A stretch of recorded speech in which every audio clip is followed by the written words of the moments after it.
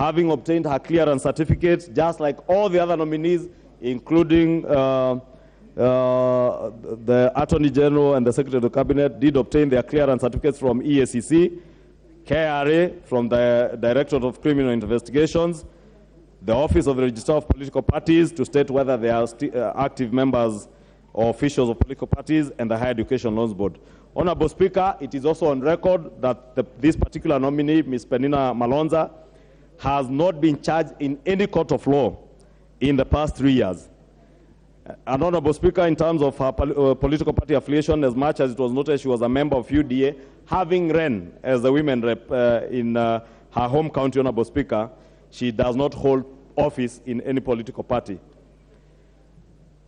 Honorable Speaker, we also noted that the nominee has never been dismissed from office under Article 75 of the Constitution for contravention of the provisions of Article 75, Sub-Article 1 on conflict of interest, or on Article 76 on financial probity, or Article 77 on restriction of activities on activities of state officers, and Article 78(2) on dual citizenship, as she's only a Kenyan citizen in line with our Constitution, Honorable Speaker. Honorable Speaker, the committee, in considering this particular nominee, if you read on page 109, we do state that the nominee did not demonstrate knowledge of topical, administrative, and technical issues touching on the Ministry of Tourism and Heritage. Consequently, the nominee lacks requisite abilities and experience to serve as a Cabinet Secretary for Tourism, Wildlife, and Heritage. And Honorable Speaker, that's why I'm stating this recommendation by the committee, Honorable Speaker, is not in any way an indictment on Ms. Peninah Malonza. We have not indicted her on her credibility in terms of her integrity in line with our Constitution, not on her credibility in terms of her academic qualifications, or indeed even her work experience. She has a very rich history, having worked as a deputy governor under Governor Malombe in Kitui County. She was the deputy governor between 2013 and 2017.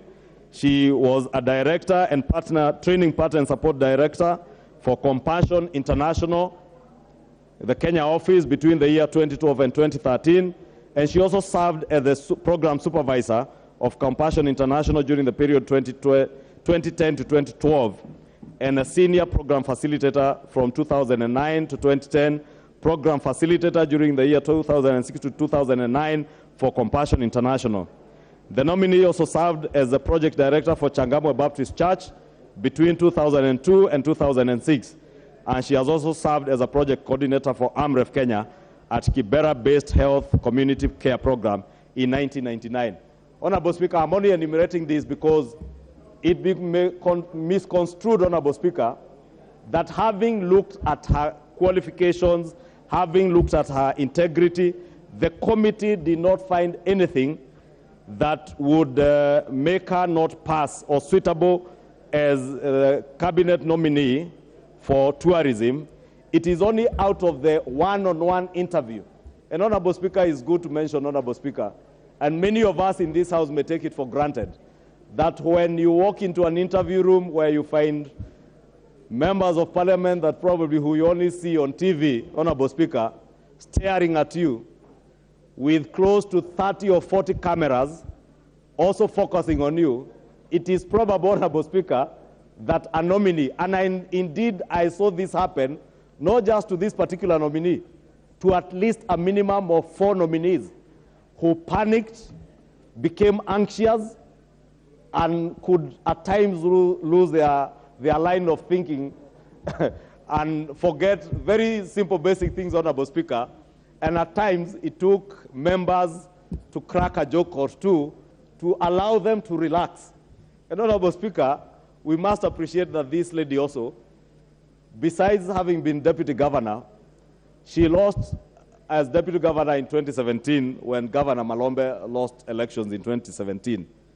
But she recollected herself and ran for women rep under a UDA ticket in her home county. And you know Kitui County was not a UDA or a Kenya Kwanza stronghold. But she did extremely well.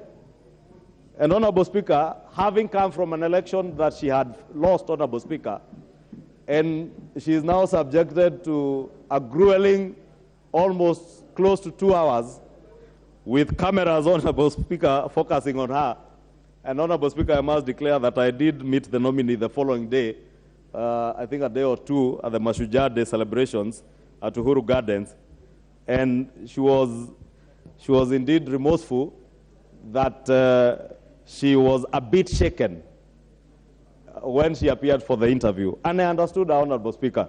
And therefore, I only speak about her, Honorable Speaker, because I want to state it to the country and honorable members in this House that in consideration of everything that was tabled before the committee, there was absolutely nothing adverse against Peninah Malonza.